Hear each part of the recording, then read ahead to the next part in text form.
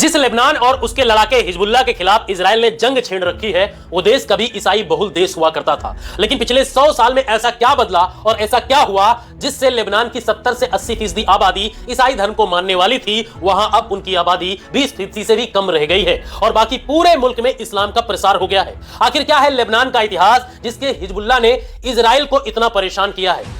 अब इजराइल ने अमेरिकी प्रतिरोध के बावजूद सीधी जंग छेड़ दी है।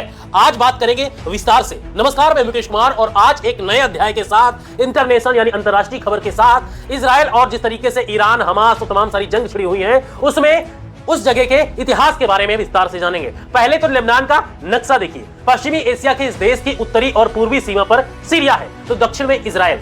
इसके पश्चिम भूमध्य सागर है। अमेरिका के गृह विभाग की 2022 की रिपोर्ट के अनुसार लेबनान की कुल आबादी करीब 60 लाख है। इसमें से 45 लाख लेबनान के नागरिक हैं, जबकि करीब 15 लाख लोग शरणार्थी हैं, जिन्होंने दूसरे देश से भागकर यहां शरण ली है। यही शरणार्थी लेबनान में बदली हुई धार्मिक जनसंख्या की सबसे बड़ी वजह है। चलिए इसे थोड़ा विस्तार से समझने की कोशिश करते हैं। पहले विश्व युद्ध के बाद 1919 में जब ऑटोमन साम्राज्य का अंत हुआ था, ऑटोमन साम्राज्य आज का रूस और उसके आसपास के जितने विभाजित देश थे, तो उस बड़े साम्राज्य को दो हिस्सों में बांटा गया। एक हिस्सा जिसमें फिलिस्तीन और इराक थे, उसे ब्रिटेन को दे दिया गया। वहीं फ्रांस को मिला सीरिया और लेबनान वाला भाग। फ्रांस ने अपने हिस्से वाले सीरिया और लेबनान को मिलाकर एक नया देश बनाया और 1 सितंबर 1920 को इस देश का नाम रखा ग्रेटर लेबनान घोषित कर दिया था। तब इस देश में आबादी का अनुपात 80 बनाम 20 का था, यानी कि करीब 80% आबादी ईसाई धर्म को मानने वाली थी और करीब 20% आबादी इस्लाम धर्म को मानने वाली थी। लेकिन दूसरे विश्व युद्ध के बाद, यानी जब दूसरा विश्व युद्ध शुरू हुआ था, उसके दौरान फ्रांस अपना कब्जा बरकरार रख नहीं पाया और 22 नवंबर 1943 को लेबनान एक आजाद मुल्क घोषित हो गया और लेबनान के लोगों ने अपनी सरकार बनाई। यही सरकार बनाने की प्रतिक्रिया लेबनान को इतनी भारी पड़ी कि वहां की पूरी जनसंख्यिकी ही बदल गई, पूरा इतिहास ही लेबनान का बदल गया। दरअसल हुआ यूं कि फ्रांस से आजादी के बाद लेबनान में जो सरकार बनी, उसमें धर्म के आधार पर प्रतिनिधित्व दिया गया।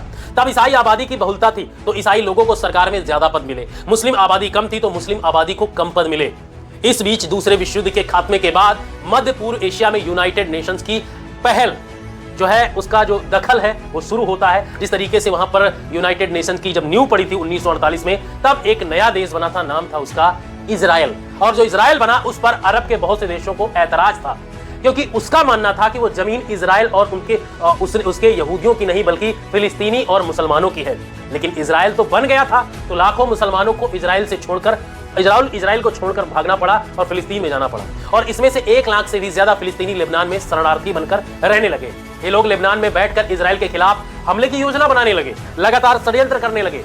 और आपको बता दें कि उन्हें फिलिस्तीन का भी समर्थन मिलता रहा। जिस तरीके से जब ये लोग लेबनान में भाग कर गए, तो फिलिस्तीन भी इनका सपोर्ट कर रहा था कि भैया आप मारिए, इजराइल को मारिए, हम आपका साथ देंगे पैसे रुपए हथियार से। इस दौरान उनके पास गोला बारूद और हथियार भी जमा होते गए। तब उन्होंने अपनी ताकत को और बढ़ाने के लिए लेबनान में जबरन धर्म परिवर्तन करवाना शुरू कर दिया। इस तरह से ताकत के बल पर धर्मांतरण हुआ और मुस्लिम आबादी लेबनान में बढ़ती गई। जब ईसाई और मुस्लिम आबादी लगभग बराबर होने लगी, तो सत्ता पर अधिकार के लिए दोनों आपस में भिड़ने लगे। लेबनान में गृह युद्ध शुरू हो गया और 1975 से शुरू हुआ यह गृह युद्ध 1990 तक चलता गया। इस दौरान करीब 1 लाख ईसाई मारे गए और लगभग 10 लाख से ज्यादा ईसाई देश छोड़कर भाग गए।